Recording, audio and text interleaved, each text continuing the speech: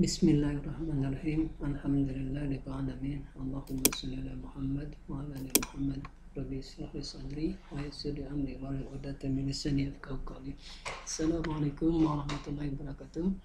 Selamat pagi menjelang siang kepada semua mahasiswa informatika dan teknologi di kelas PJJ atau jarak jauh ini. Pada kesempatan ini saya akan menyampaikan materi terakhir di kuliah IT ini, yaitu materi tentang bagaimana mendeploy aplikasi kita ke dalam perangkat Android. Itu materi kita hari ini. Jadi bagaimana mentransfer, menjalankan aplikasi dari basis Windows ke basis Android menggunakan HP Android saudara. Nah, untuk keperluan tersebut ada beberapa tool yang harus saudara perhatikan, yang harus saudara install. Pertama adalah tool Heidi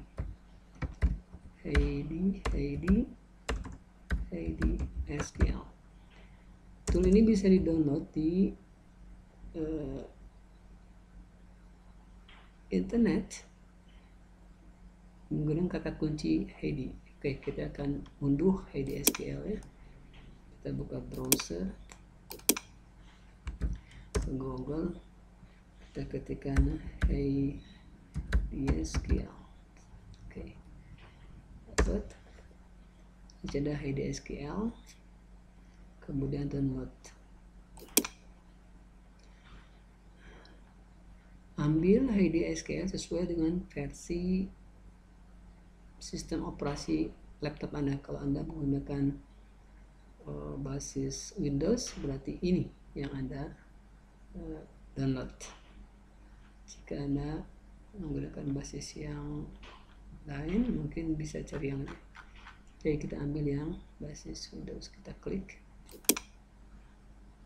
Ya, kalau sudah, kita simpan di sini saja di Mobizen Heidi.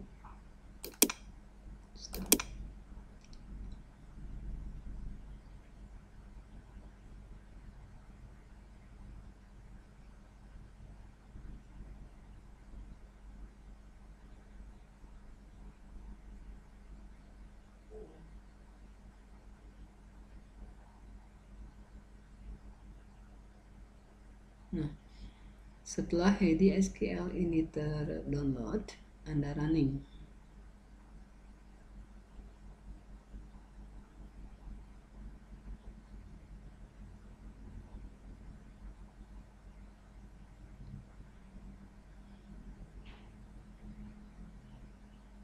Ya, Anda open.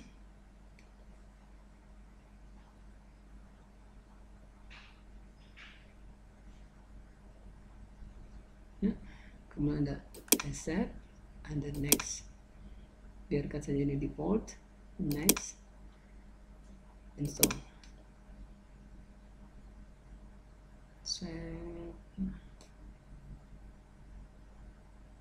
Ya, setelah terinstall, klik finish.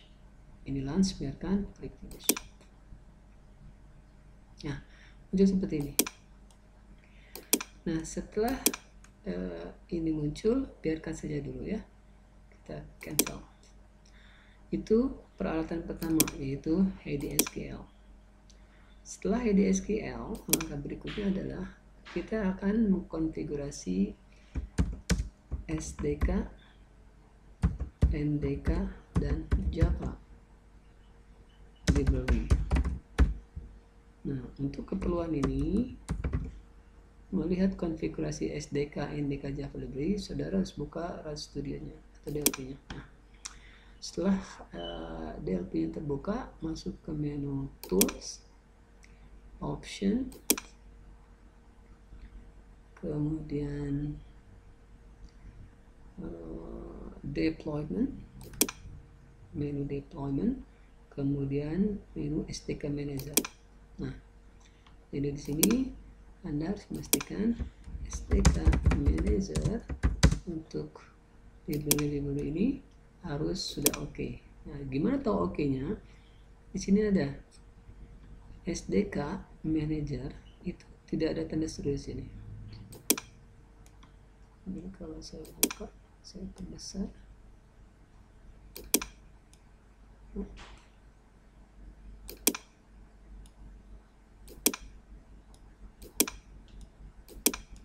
Ya, perbesar. Nah, di sini tidak ada tanda seru. Lihat properti dari SDK base pack-nya. Ini semua tidak ada tanda seru. NDK pun sama, tidak boleh ada tanda seru di sini. Di sini tidak boleh tanda seru. Kemudian Java pun sama, tidak boleh ada tanda seru. Nah, kalau sudah semua oke, berarti tahap ini sudah lewat. Jadi pastikan ini oke, pastikan ini oke, sudah terinstall. Berikutnya adalah setelah ini terperiksa oke. Jadi setelah SDK Managernya oke semua, maka langkah berikutnya adalah melakukan proses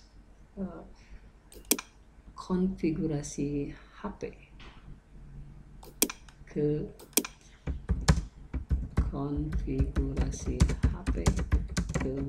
laptop. Ya, konfigurasi. Nah, untuk konfigurasi HP ke laptop itu biasanya menggunakan driver bawaan dari HP. Nah, HP Android versi yang sekarang itu drivernya sudah include di dalam sistem operasi Androidnya, sehingga saudara cukup mencolokkan kabel data ke dalam USB-nya laptop dan ke Androidnya sendiri, maka nanti otomatis si drivernya akan terinstall. Ketika drivernya sudah terinstall, saudara bisa cek di sini di manager, device manager. Saudara bisa cek di sini di device manager, di bagian portable device itu akan ada perangkat Android yang sudah terdeteksi oleh Windows. Nah, punya saya di sini VB X2AP, ini adalah perangkat HP Android Lenovo saya, versinya ini. Nah, kenapa ini bisa terdeteksi oleh Windows? Karena driver HP punya saya sudah diinstal ketika saya mencolokkan USB kabel data ke USB-nya laptop. Otomatis set. Nah, setelah otomatis ya berarti sudah muncul. Nah, kalau sudah seperti ini berarti konfigurasi laptopnya sudah oke. Jadi pastikan ini tidak ada tanda seru, tapi seperti ini. Nah, kalau sudah seperti ini, maka langkah berikutnya adalah memastikan USB debugging.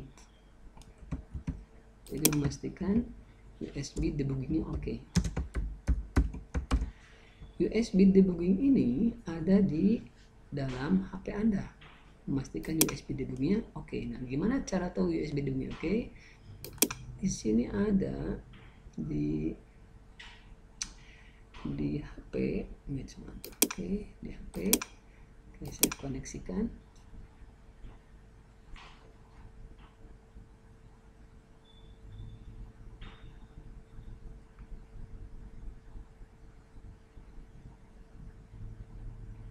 Ya, alhamdulillah terkoneksi. Oke, USB debugging itu bisa dilihat di sini di setting. Nah, di sini nih, nah ini setting. Nah, di sini itu Anda scroll bar, Anda cari developer option atau opsi pengembang. Di sini ada opsi pengembang. Nah, ini opsi pengembang. Nah, kalau opsi pengembang ini nggak muncul, biasanya setiap HP itu menyembunyikan opsi pengembang. Nah, cara menampilkannya atau memunculkan opsi pengembang ini adalah biasanya dengan mengetuk tombol tombol about point ini sebanyak 7 kali. Jadi diketuk 7 kali, tik tik tik tik tik tik tik 7. Kemudian nanti akan muncul menu developer option ini. Kalau menu developer option ini sudah muncul, maka USB debuggingnya harus diaktifkan. Sini USB debuggingnya. Nah ini harus diaktifkan. Ya. Nah harus diaktifkan. Oke. Kenapa hilang? Karena USB debugging tadi dimatikan. Saya aktifkan.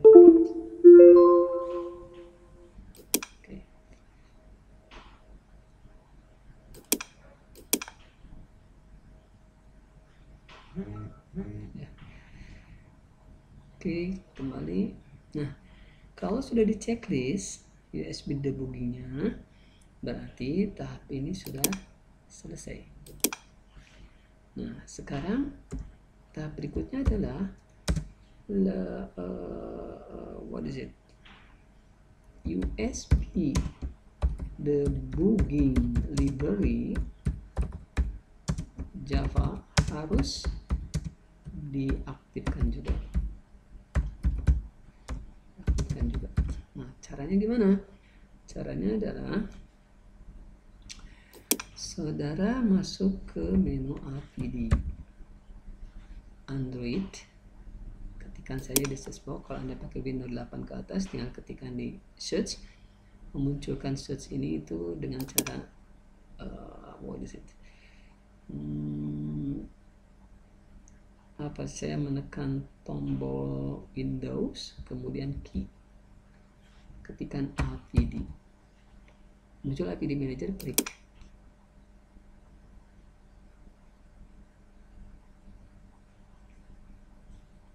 Oke, kita tunggu. Ya, muncul Android Virtual Device RPD Manager, klik Tool, Manage SDK, klik. Kita tunggu. Nah.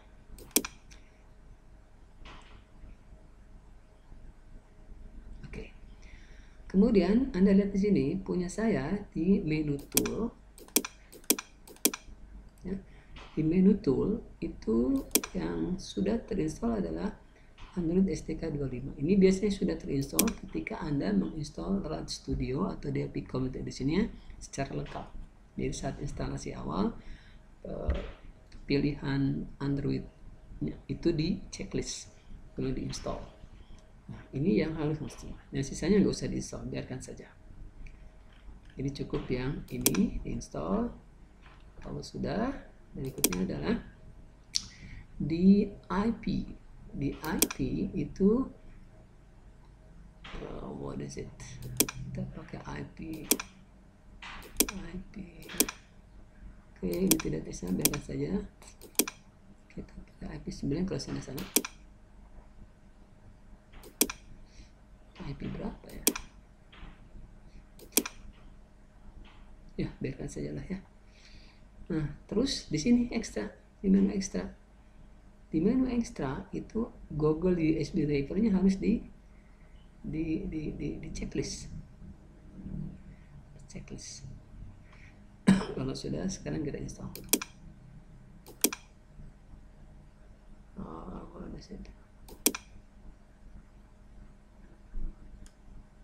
Oke.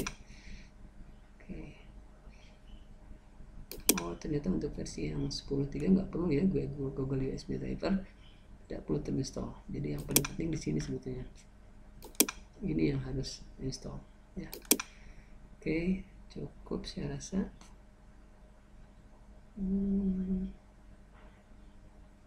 Oke, sudah. Nah, kalau sudah, saya close. Walaupun saya close, berarti tahap ini sudah selesai. Jadi USB debuggingnya untuk Java itu diberi Java Windows DLP 10 kemudian di sini sudah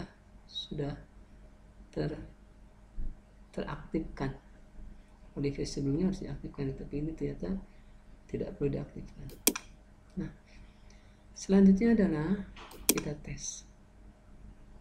Jadi kalau semua hal ini sudah beres, baru kita uji di sini. Pindahkan ke Android 32. Nanti muncul di sini. Perangkat Android Anda akan muncul di sini. Kemudian di target Android 32. Kemudian kalau Anda lihat, klik di sini, di baris, nah di sini nggak ada tanda merah, semuanya berwarna hitam. Nah, tidak ada tanda merah di sini. Jadi Anda harus cek itu.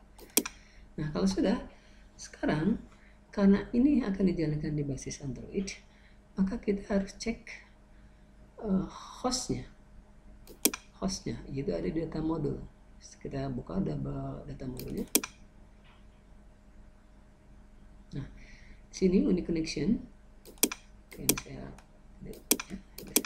unique connection disorot, kemudian oke, ini saya tarik sini biar clear, clear.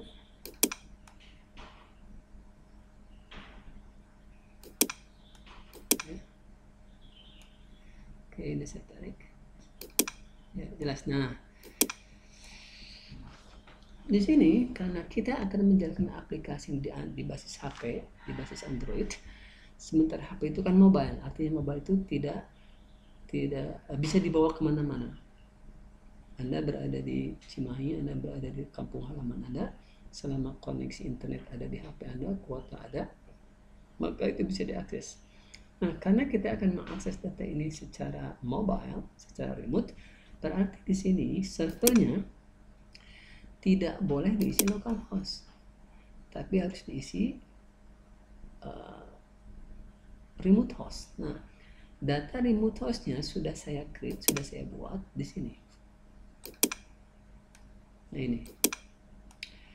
ini data remote hostnya. Ini sudah saya buatkan sehingga nanti saudara tinggal masukkan saja server itu diisi dengan ini. Ini saya copy, Ctrl C, pindahin kembali, paste, enter.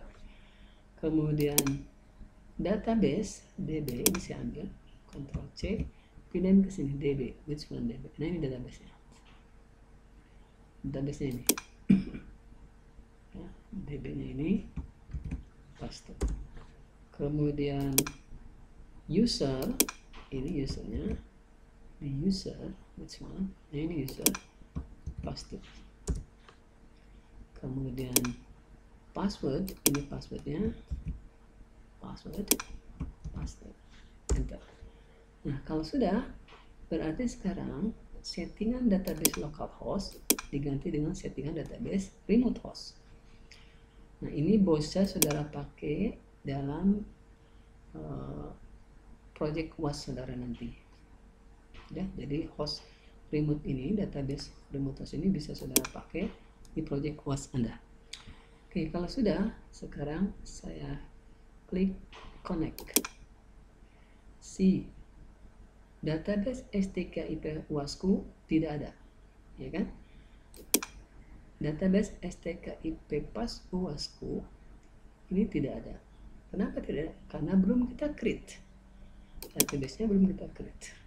Sekarang kita baru memindahkan settingan remote host-nya. Berarti kita harus create.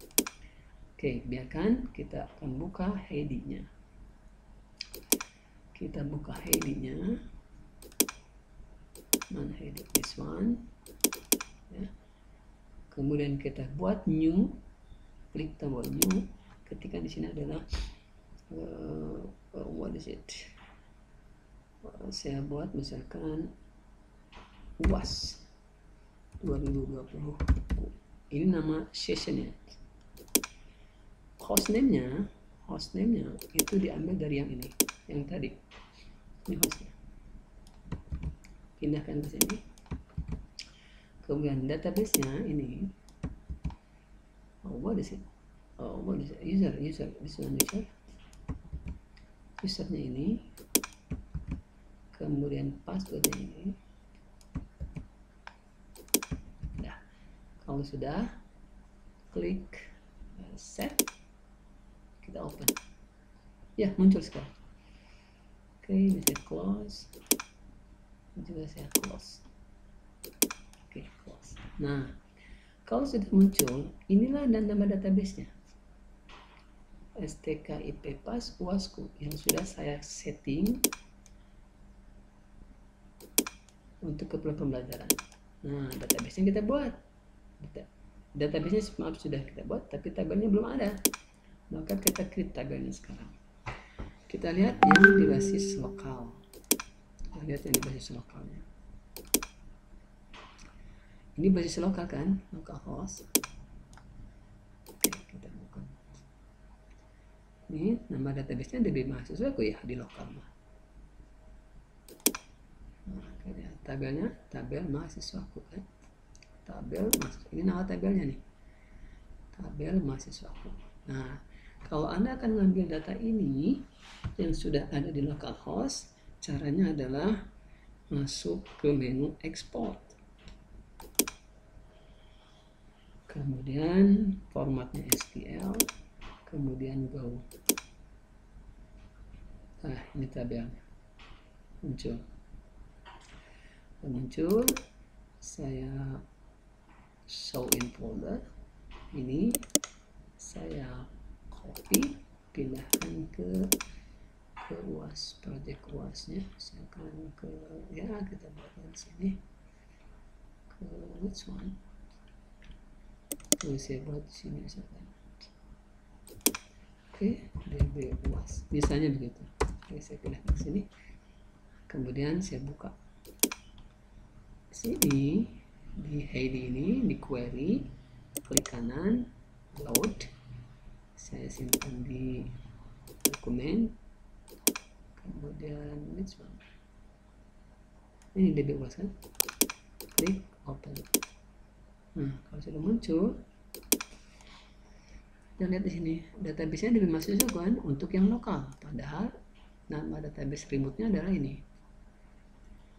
Berarti ini yang aktif, biarkan saja ini. Oke, insert tabel mahasiswaku. Oke, dah. Kalau sudah, biarkan saja database ini nggak pengaruh kalau ini di lokal. Yang penting ini aktif. Ini ada tanda, kalau Anda perhatikan ini ada tanda checklist di sini. Berarti ini aktif. Sekarang tinggal kita run di sini. Oh. Ya, berarti data yang ada di localhost ini, yang ada di komputer Anda ini sekarang pindah ke remote. Pindah ke remote, artinya bisa diakses secara online via mobile di mana saja Anda berada. Sekarang saya refresh. Sekarang saya lihat. Ini tabelnya. Datanya ada sekarang. Nah, ini. Data-data ini itu diambil dari localhost yang ini. Sehingga Anda tidak perlu ngisi ulang. Kalaupun Anda mau ngisi ulang, boleh. Ya, boleh Anda mengisi ulang. Oke, nah sekarang kita lihat tabelnya di sini. Tabel. Nah ini, name, nama mahasiswa. Name, varchar 10. Nah, nama mahasiswa ini. Kalau Anda membuat lagi kolom baru di sini, tinggal klikkan add. Apa nama kolomnya, misalkan test. Ting. Data type-nya apa? Double klik saja ini, misalkan varchar. Varchar itu artinya string. Kalau angka, di sini angka. Ada integer, ada big integer, dan seterusnya. Integer itu adalah bilangan bulat, positif, negatif, real, pecahan. Ya, misalkan ini kalau sudah bisa. Itu cara menambahkan kolom baru. Sehingga kalau saudara klik data, di sini ada kolom baru. Kalau Anda membuang kolom baru, kolom yang tadi tinggal sorot kolomnya, kemudian remove. Save lagi. Anda klik lagi data untuk lihat. Nah, sudah. Oke, clear ya. Itu cara mengambil, mengekspor data dari localhost ke remote. Nah, sekarang kita berada di remote ini, bukan lagi di localhost, sehingga datanya bisa diakses via HP. Oke, kalau sudah seperti ini, berarti sekarang kita balik lagi kemari, kita klik ini. Oke, database yang ini database-nya salah nih, SKIPPAS. Padahal nama database-nya adalah STKIPPAS. Oke, saya sini STKIPPAS. Oke, saya koreksi ya, STKIPPAS. Berarti di sini adalah STKIP pas. Dah, klik connected. Nah, kalau sudah connectednya true, berarti sudah nyambung ke remote. Jadi yang harus Anda perhatikan adalah username-nya diisi dengan remote, kemudian servernya diisi dengan remote, kemudian passwordnya diisi dengan password yang sudah saya berikan, kemudian database-nya diisi dengan database yang sudah saya berikan tadi. Oke, kalau sudah connected, sudah connect. Kalau sudah connect seperti ini, sekarang kita tes. Ini saya pindahkan lagi kemari. Nah, kalau ingin seperti semula, tinggal klik start out, kemudian default layout. Nah, ini balik di semula. Kalau sudah berarti sudah koneksi. Nah, sekarang saya coba jalankan menggunakan basis Android. Sudah. Ini saya save. Projectnya saya ganti. File, save project menjadi project apa tuh? Database. Oke, project databaseku ya, project databaseku. Ini contoh sederhananya. Nah, lihat project databaseku. Oke, sudah. Kemudian saya running. Go.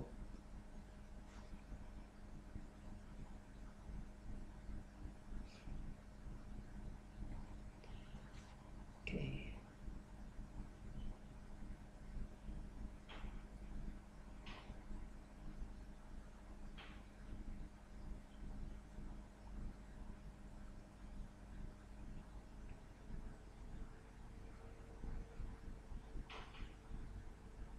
Tunggu sampai dia beres jalannya.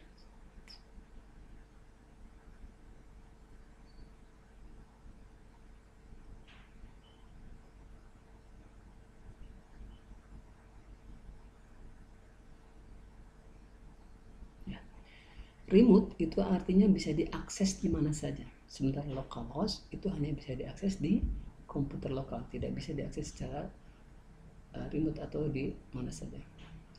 Oke, ini lagi packaging.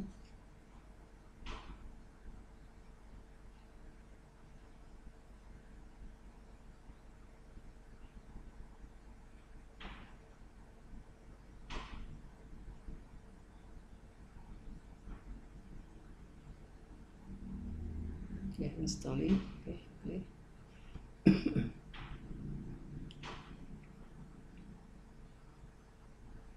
Oke, launching. Oke. Ya ada. Ya, ini lagi load di HP. Oke, sekarang udah muncul di HP saya munculkan di layar sini. Ya, connect.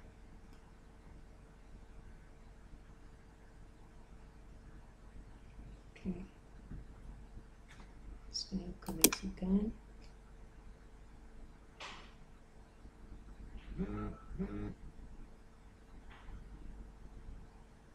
Ya, nah sekarang udah muncul nih. Ada di sini nih. Nah ini saya klik ini nih. Nah ini nih.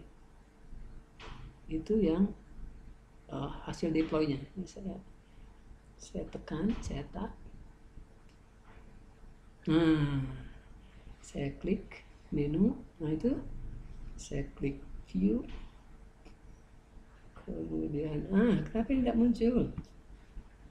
Oke, kita refresh. Muncul sekarang. Ya. Kemudian saya klik back. Kemudian saya tambah. Saya masukkan data di sini, misalkan NIM ya 901, misalkan testing 901. Kalau sudah saya simpan. Oke, data berhasil disimpan. Back, view, refresh. Data 901 ada nih. Kemudian saya coba back, tambahkan lagi menjadi ini 902 misalkan, kita ambil 902, simpan. Oke, data berhasil. Lihat view, refresh. 902 ya, berarti proses deployment sudah selesai. Sekarang back, kemudian tinggal kita keluarnya gimana nih Pak. Keluar aplikasinya kita akan tambahkan menu exit ya. Kita tambahkan menu exit. Oke, kita tambahkan menu exit di app utama. Di sini ditambahkan, ambil toolbar, kemudian tekan tombol button, kemudian align-nya kita ambil di posisi right, kemudian button exit, kemudian style lookup-nya adalah exit, misalkan kita ambil exit itu adalah ini di style lookup-nya, style lookup,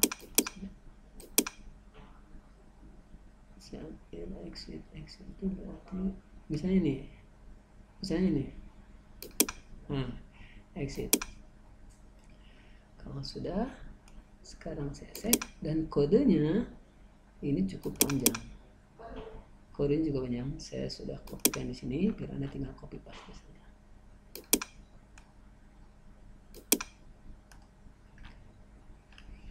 Oke.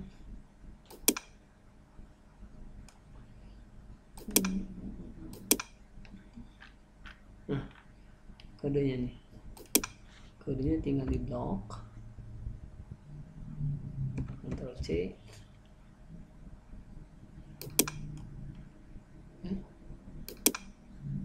Kodenya nih tinggal di blok. Ctrl C. Kemudian kemari sini paste. Nah, kalau sudah, sini ada merah, dialog service merah. Ini menunjukkan bahwa library ini, induk library-nya, header-nya belum dipanggil. Nah, sudah harus panggil. Caranya adalah blok, Ctrl C. Kemudian ini saya matikan. Kan sama ini. Jadi nggak perlu pakai ini. Oke, itu. Ini pun sama. Oke. Saya blok, Ctrl C, pindahin di sini. Salam. Paste, dengan ini dengan FNX. Paste, kemudian save. Sudah, kita running. Assalamualaikum warahmatullahi wabarakatuh. Sebentar ada tamu ya.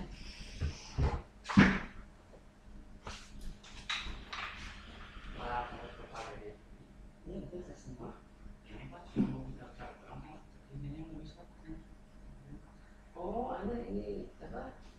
Saya copy ini ya. Saya masuk dulu. Oke. Ya, sebentar ya, lagi ada tamu. Ntar dulu ya, sebentar. Oke, wait. Oke, ini adalah data error di sini. Saya lagi buat materi kuliah dulu sebentar ya.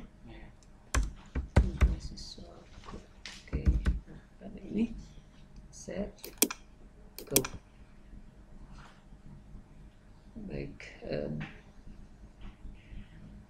siapa namanya? Ya, Fajar bisa download di versi yang terbaru, Fajar. Ini gimana cara kebaliknya?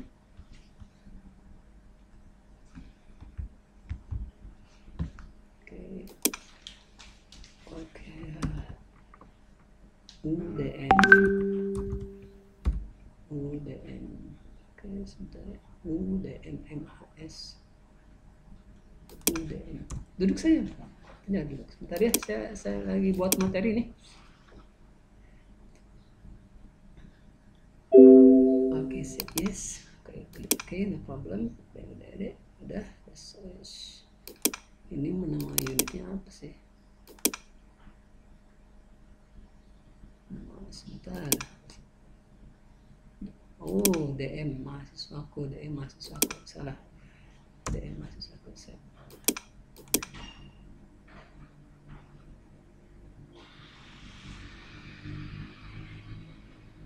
Oke, clear, dah. Nah, caranya gini, Mas Fajar. Ini ke exit aja. Exit.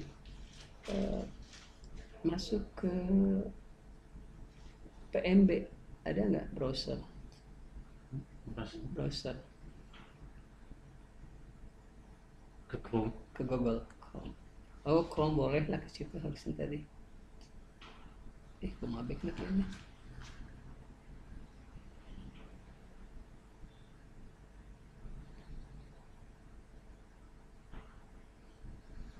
Back. Buka Chrome-nya tadi.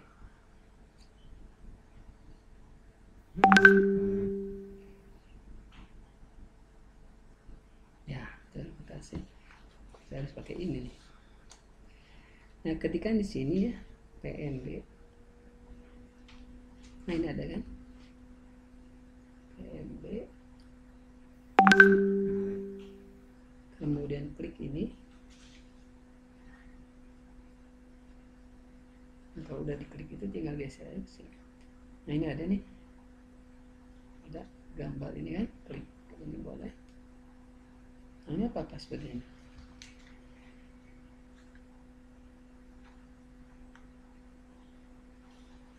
Ya, sudah. Pemasangan paket. Oh, lagi masang ya?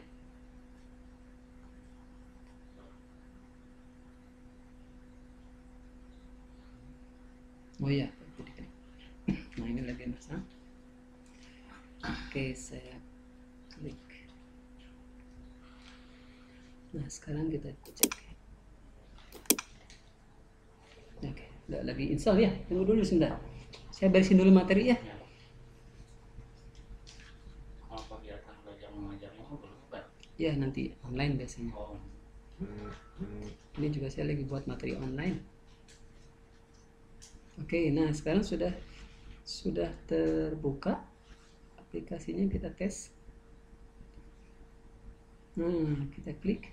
See, it looks now. Klik yes. That's it. Nah, selesai sudah. Nah, itulah materi kita hari ini untuk pertemuan terakhir kuliah IT bersama saya. Dan materi ini menjadi materi UAS juga. Untuk soal UAS, insya Allah besok saya upload dan saudara bisa pelajari lebih dalam.